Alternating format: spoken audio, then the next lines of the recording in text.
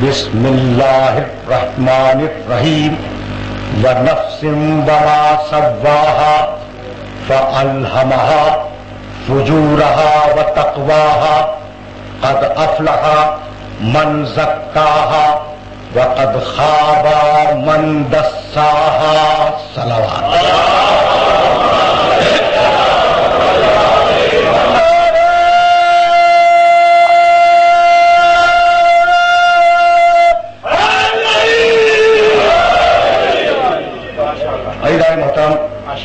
سرنامہ کلام میں سورہ والشمس کی 4 مسلسل آیتوں کی تلاوت کا شرف حاصل کیا گیا۔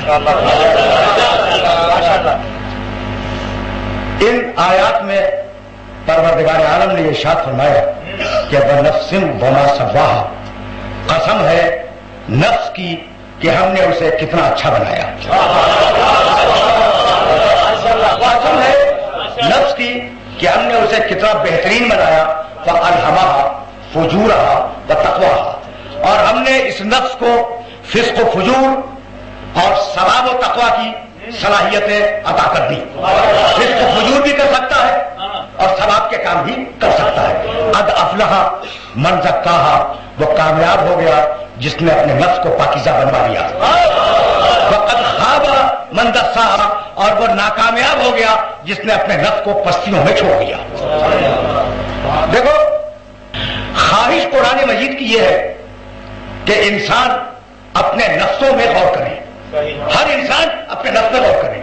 سورہ روم قرآن مجید کا 30واں سورہ ہے اور اس کی 7ویں اور 8ویں آیت، یعلمون ظاہرا من الحیات الدنیا وہم عن الآخرۃ ہم غافلون۔ یہ لوگ ظاہری دنیا کا علم تو رکھتے ہیں لیکن آخرت سے غافل ہیں۔ اول بھائی توجہ رہے، اولم یتفکروا فی انفسہم، یہ اپنے نفسوں میں غور کیوں نہیں کرتے؟ ما خلق اللہ السماوات والارض وما بینہما الا بالحق واجل مسمى، اللہ نے ان نفسوں کو اور آسمان و زمین کی ہر شے کو ایک منصوبے اور ایک حکمت کے ساتھ خلق کیا ہے، وہ اجل مسمى، اور ان کا ایک وقت معین کر دیا ہے۔ یا سنتے چلنا، ابھی تو میں منزل توحید میں روک رہا ہوں۔ دیکھو، ایجنڈا کچھ اور تھا اور ایجنڈا تبدیل ہو گیا ہے۔ پڑھے لکھے لوگ جب بیٹھے ہوئے ہوں تو جی چاہتا ہے کہ ذرا قرآن مجید کے بعد اسرار و رموز سے آشنا کرایا جائے اپنے نوجوانوں۔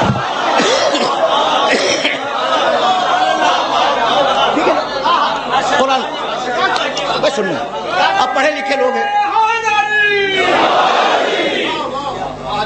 تو اللہ کی خواہش یہ ہے کہ تم اپنے نفسوں میں غور کرو۔ ہر انسان کے پاس نفس ہے، ٹھیک ہے نا؟ میاں سننا، دیکھو ایک بہت بڑا فلسفی گزرا ہے۔ میں ممبر سے فلسفہ اور منطق بہت کم بیان کرتا ہوں، لیکن جب بیان کروں تو اسے سنا کرو۔ ایک بہت بڑا فلسفی گزرا ہے یورپ کا، اس کا نام ہے ڈیکارٹ۔ بھائی توجہ رکھنا، اس فلسفی کے وفات کا سن ہے 1650۔ 1650 عیسوی میں یہ فلسفی مر گیا، لیکن اس کا نظریہ ابھی تک زندہ ہے اور قیامت تک زندہ رہے گا۔ وہ جانتے ہو کیا کہتا ہے؟ پڑھے لکھے لوگ ہیں نا، تو میں نے یہ ڈیکارٹ کا ذکر اب آ گیا ہے نا تو ذرا اطمینان سے سنتے جانا۔ اس فلسفی کا سن وفات کیا ہے؟ 1650۔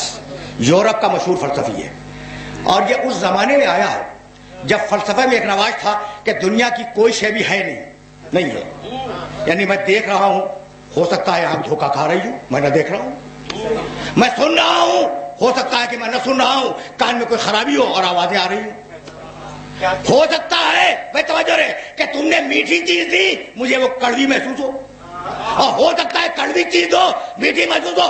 تو نہ سماعت پہ کوئی بھروسہ، نہ بصارت پہ کوئی بھروسہ، نہ ذائقے پہ بھروسہ ممکن نہیں ہے۔ جب ممکن نہیں ہے تو ہو سکتا ہے کہ میں نہ ہوں۔ میں سن رہا، ہو سکتا ہے کہ میں نہیں ہوں، تو اب ثبوت کیا ہے کہ میں ہوں؟ ثبوت کیا ہے کہ میں ہوں؟ تو جانتے ہو اس فلسفی نے کیا کہا؟ دیکھو اب کہہ رہا ہے وہ، یہاں تک تو یہ وہ نظریہ تھا جو یونان سے آیا تھا۔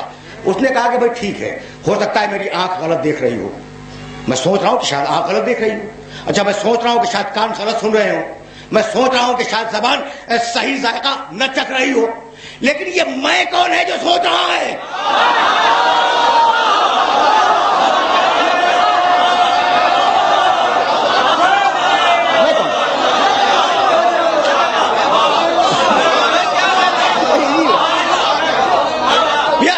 یہ تو طے ہو گیا کہ آنکھ غلط دیکھ سکتی ہے, کان غلط سن سکتا ہے, زبان غلط چکھ سکتی ہے, یہ ہو سکتا ہے. لیکن یہ جو میں سوچ رہا ہوں تو یہ میں کون ہے؟ یہ ہے میرا نفس.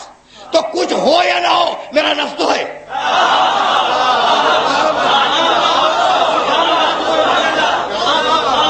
اس نے بھائی توجہ رکھنا ابھی میں اس کی آدھی دلیل میں نے بیان کی ہے. یہ جو اس کا فلسفہ ہے نا, یہ ہزاروں اور سینکڑوں سطروں پہ مشتمل ہے, جسے میں خلاصہ کر کے نوجوان دوستوں کو دے رہا ہوں. اچھا تو میرا نفس تو ہے, اتنی بات طے ہو گئی. وہ کہنے لگا, اب اس کو ذہن میں رکھنا کہ میرا نفس ہے. یہاں تک وہ آ گیا کہ میرا نفس موجود ہے, میں ہوں یا نہ ہوں میرا نفس تو ہے. جب نفس ہے تو پھر میں بھی ہوں. اچھا بھائی, تو اس میرے نفس کو لایا کون؟ اسے کہ جب میں پانی پینے کا ارادہ کرتا ہوں, جب مجھے پانی پینا ہوتا ہے تو میں نے ارادہ کیا اور میں نے پانی پی لیا. اٹھنے کا ارادہ کیا, میں اٹھ گیا. سونے کا ارادہ کیا, سو گیا. تو دنیا میں کوئی کام ارادے کے بغیر نہیں ہوتا. تو اگر میرا نفس ہے تو اس کا ارادہ کرنے والا ہے کون؟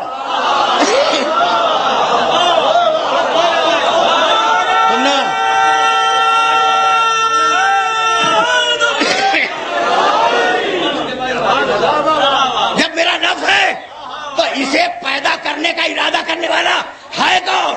بس جس نے بھی ارادہ کیا وہی میرا خدا ہے. تو اپنے نفس سے پہنچا خدا تک 1650 عیسوی میں, اور میرے نبی کی ولادت ہے 632 عیسوی, 1000 سال پہلے. 1650 میں یہ مرا ہے اور 632 عیسوی میں میرا نبی پیدا ہوا ہے. 1000 سال پہلے میرے نبی نے آواز دی, من عرف نفسہ فقد عرف ربہ.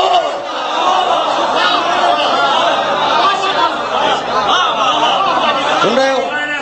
سنو.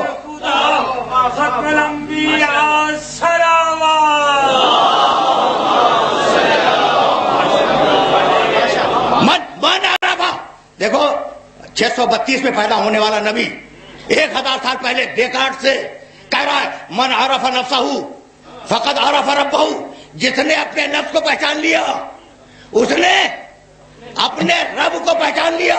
بھائی توجہ رکھنا, اب میں نفس کو پہچانوانا چاہ رہا ہوں. بھائی تمہارے اندر نفس ہے نا؟ پوائنٹ آؤٹ کر کے بتاؤ کہاں ہے؟ سر میں ہے, دل میں ہے, بھائی عجیب گھٹنے میں ہے, پاؤں کے تلوے میں نفس ہے کہاں؟ کہتے بھائی یہ تو نہیں معلوم کہ ہے کہاں, مگر ہے. نہیں معلوم کہ وہ کہاں ہے مگر ہے.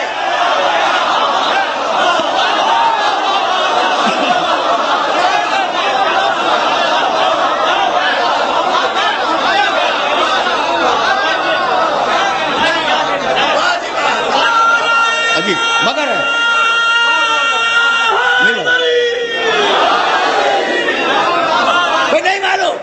نہیں معلوم کہ ہے کہاں مگر ہے. بھائی عجیب مرحلے فکر ہے. اچھا تو اب نفس کا مرکز معین نہیں کر سکتے کہ نفس ہے کہاں جسم میں, ٹھیک ہے نا, ہر جگہ ہے. اچھا بھائی سنو, اگر تم مرکز معین کرو دماغ, مثلا دماغ, تو اگر سر میں چوٹ لگے تو جلدی خبر ہو جائے, اور تلوے میں اگر چوٹ لگے تو دیر میں خبر ہو, چکے دور ہے سر سے. چوٹ لگی اور فوراً خبر ہوئی, یعنی ہر جگہ سے قریب ہے, ہر ایک سے قریب ہے.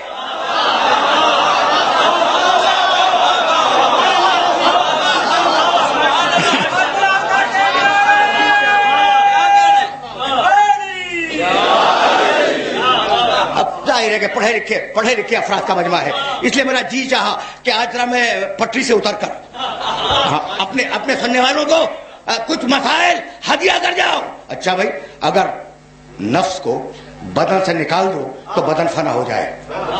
من عرف نفسہ فقد عرف ربہ. اگر اسے کائنات سے نکال دو تو کائنات فنا ہو جائے. نہیں, تمہارا نفس خواب دیکھتا ہے, سو رہے ہو, خواب دیکھتا ہے یا نہیں؟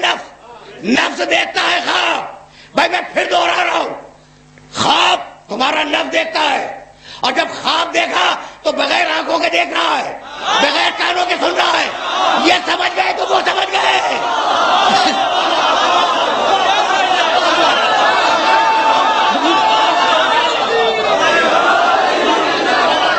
اگر نفس کا ہے، توجہ رہے، اسی لیے ہدایت بھی نفس کی، گمراہی بھی نفس کی. روکوں گا نہیں زیادہ دیر تمہیں نفس کے اوپر، لیکن اب یہ بات تمہارے ذہن کے اندر محفوظ ہو جائے کہ ہدایت بھی نفس کی اور گمراہی بھی نفس کی. تو اب دو نفس دیکھو، الہواہا فجورہا و تقواہا. ہم نے نفس میں فسق و فجور بھی رکھا اور ہم نے نفس میں تقوی بھی رکھا. اب ذرا فسق و فجور دیکھنا نفس کا. اور یہ آیت شاید تم نے نہ سنی ہو، لیکن آج یہ آیت لے کے جاؤ، سورہ حشر. سورہ حشر دیکھو، اب جو میں سنانے لگا ہوں نا، تو ایک رخ آدم کی زندگی کا نفس کا تقوی، اور ایک رخ ابلیس کی زندگی کا نفس کا فسق و فجور. بھئی یہ دو مثالیں دے کر میں آگے بڑھ جاؤں گا. بھئی دیکھنا، اور کیا عجیب و غریب مرحلہ فکر ہے. 16ویں آیت 59واں سورہ. اس قال ابلیس کے سلسلے میں یہ آیت میں خصوصیت سے ہدیہ کر رہا ہوں. اس قال للانسان اکفر، اللہ کہنے لگا، قرآن ہے قرآن، اللہ کہنے لگا کہ ابلیس کے گمراہ کرنے کا طریقہ یہ ہے کہ انسان سے کہتا ہے کافر بن جا. انسان سے کہتا ہے کہ کافر بن جا. فلما کفرا، جب وہ کافر بن جاتا ہے، قال انی بریء من، تو کہتا ہے کہ خدا تجھ پہ لعنت کرے، تو کافر ہو گیا.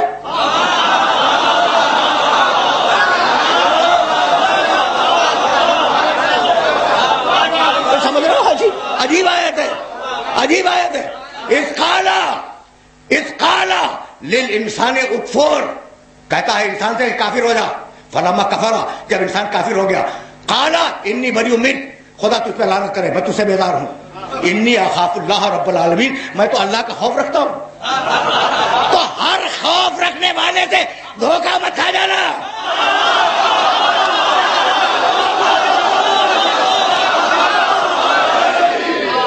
میں بہت اطمینان سے سننا. انسان سے کہا کافر بن جا، جب وہ کافر ہو گیا کہنے لگا میں تجھ سے بیزار، چل بھاگ، میں تجھ سے بیزار. کافر بنا کے کہا بھاگ. ٹھیک، یعنی بھائی توجہ رہے، کافر بناتا ہے لیکن نہ قبر کی ذمہ داری لیتا ہے، نہ موت کے وقت کی ذمہ داری لیتا ہے، نہ صراط پر ذمہ داری لیتا ہے، نہ میزان پر ذمہ داری لیتا ہے، کہیں کی ذمہ داری نہیں لیتا. توجہ رہے. تو ابلیس وہ جو اپنے عقیدے پہ لے جائے لیکن ذمہ داری نہ لے، اور ہدایت کرنے والا وہ جو ہر موقع پہ موجود ہو. اگر موت ہو تو وہاں بھی ہو،